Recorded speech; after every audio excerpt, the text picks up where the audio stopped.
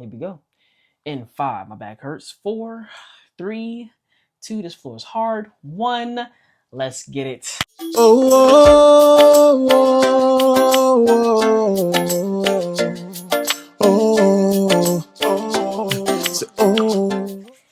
All right, welcome back. This is part 2 of our episodes of answering questions. So today's question comes from a different person, but we'll get into that. We want to say thank you for tuning in. Thank you for rocking with us. Like, subscribe, and don't forget to comment something that's a takeaway. Comment your views. Let's have a conversation, right? That's what this is about. And if you want to check out questions that we have answered in the past, you can find them on Spotify on the Best Version of You International podcast. We partner with them frequently, and couples send us questions from all around the world. And we have been blessed to receive feedback from helping to heal and restore marriages just by, the little wisdom that we have to offer.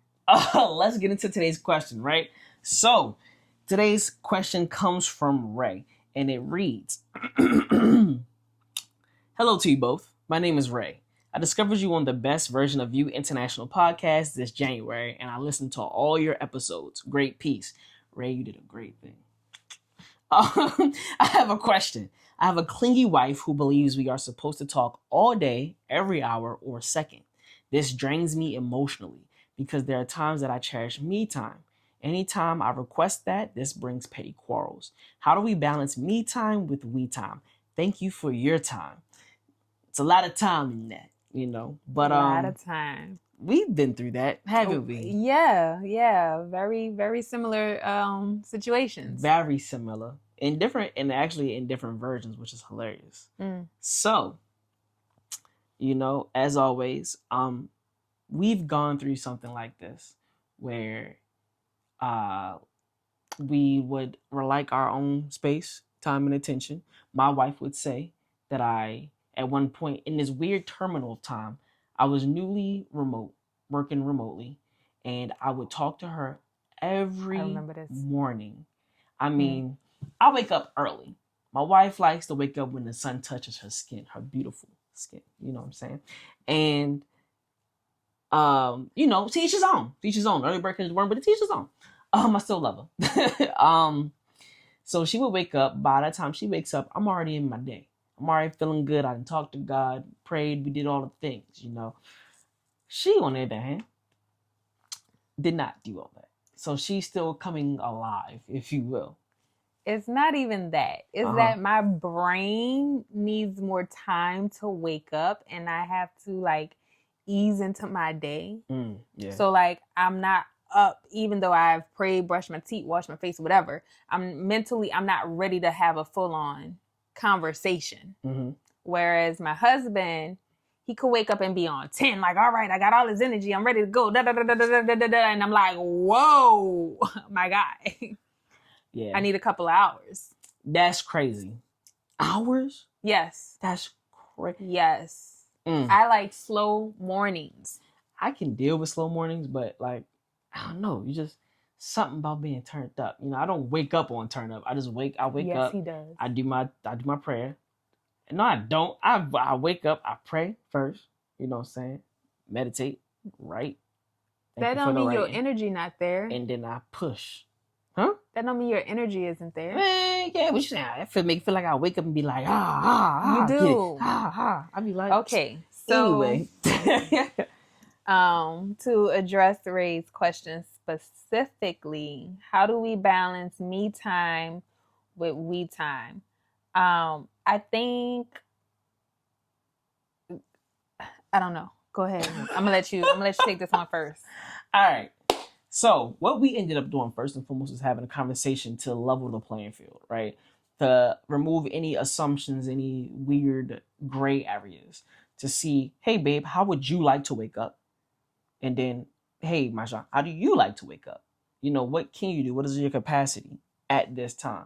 At first, she instituted a rule that said I couldn't speak to her until 10 a.m. Mm-hmm. Yeah, until 10 a.m., which was fine, actually. I was like, cool, At times I wanted to share some things, but I was like, you know what? It's whatever. Cool.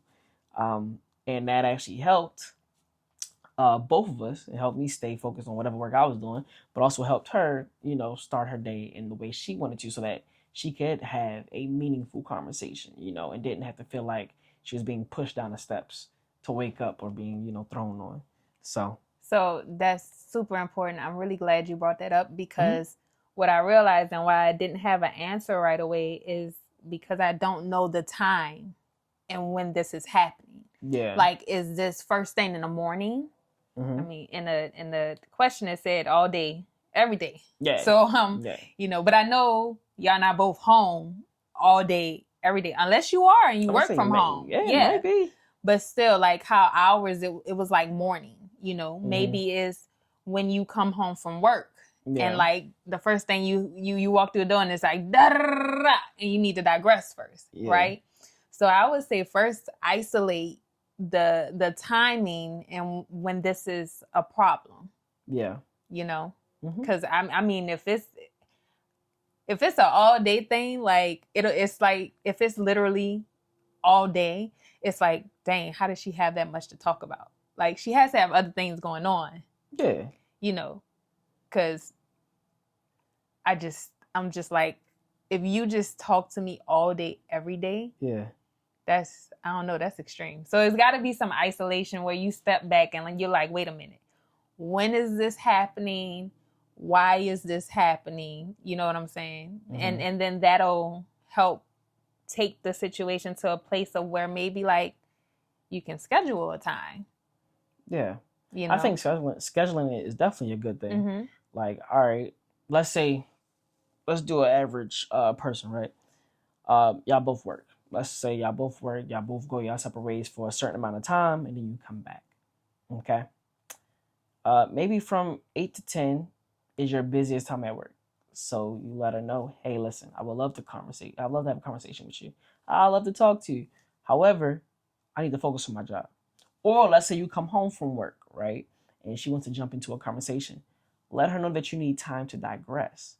And she has to be understanding enough, give you that grace enough to say, okay, he's overwhelmed. Let me step back. Because we all can't be go, go, go 24/7, right? Even me who can be go, go, go, I need quiet times as well. It's where I receive, time with God is what I call it. Spending time with God. Journals out, but that's what I call it. And it's in that calmness that maybe she may find the answer to why she feels the need to talk to you all the time. Why, or matter of fact, even better, why is it that when you request me time, that she gets offended by that? Because that's the real question. That's one of the issues, right? That's the question that's causing the issue. What is it about you asking for me time that's causing a quarrel? It could be a past trauma. It could be the fact that she doesn't feel like, maybe she doesn't feel like you're loving her or something like that. Maybe her love language is quality time. That's right there could be a thing. So after isolating the time frame of when, let's say, of when your time is being demanded from her, right? And that's for you. That's you personally figuring out the pattern. Yeah. Not you addressing her and figuring out the pattern. It's for you to figure out the pattern. Yeah. And y'all both can do this. This can be an activity. It can, from her if perspective. she's open to it. Yeah, from her perspective and from his perspective. What's up? But then if you don't know, figure out your love languages. There are a bunch of free tests on the internet that you can take. Figure out your love languages. It's probably going to illuminate so much more. I mean, just our love languages for us illuminated so much about each other, about how to love her, and what I'm going to say counts, but it's not really count. It's like more what fills her love tank, and then what she does that fills my love tank. The best way we receive love, right? So, because it seems like her that wants to talk to you all day, every hour, it could just be how she loves. It could just be quality time to an extent, I mean, it could be quality times 10. But then it brings me to my next point: boundaries. Because if you're always talking, if we're always in communication, how can I focus on building a thing? How can you focus on maintaining a thing as a wife? How can we hear from God to know what we need to do on this earth? You see? Now, Ray, you mentioned a very important word in the question, and it was clingy. So I think that's something for you and your wife to sit down and talk about and take a deeper dive into it. Where does this, I wouldn't use the word clingy because that can come off as offensive. So find a replacement word. But this deep need for attachment come from? Where is that coming from? That's pretty good. Because that's the root of it. And so I believe that if you figure that out together, along with the other tips that we are suggesting, you and your wife can get through this. Another thing I want to point out, and this really, really helped me with the fact that my husband loves talking to me too, is gratitude. So instead of looking at it like, oh, this dude always talking to me, he always got so much to say, I started saying to myself, like, wow, I am so blessed to have a husband who wants to share everything with me. I am so blessed to have a husband who wants to talk to me and tell me things. You know how many women there are who husbands don't talk to them at all, don't open up to them at all? So taking the stance of gratitude with the fact that your wife wants to share every hour, every second of her day, even though it may be unreasonable, just having gratitude for that is going to take you such a long way, and it'll help you come from a compassionate place to discover like why she is super attached, instead of being like, oh, she clingy and I just need some time. Mm-hmm. So there's an opportunity for you to help your wife get through something that may be a deeper issue than what you know. Yeah, that's it. That's all. Hey, that's it. As always, thank you for joining. Ray, I hope this helps. We hope to hear back from you. Leave us some feedback once you institute anything. If she has questions, send them in. You guys can watch us on YouTube now. Yes. And of course, continue to listen to us on the best version of You International podcast. Yes, indeed. So, my wife did an amazing drop. Anyway, that's it. That's all. Thank you for coming to this Crouchy Corner with us and chilling with the Chosen's. Crouchy Corner. This is going to be our new Crouchy Corner. It's hilarious. Oh my goodness. But until next time, thank you for rocking with the Chosens. Peace. Yeah, you've been so good.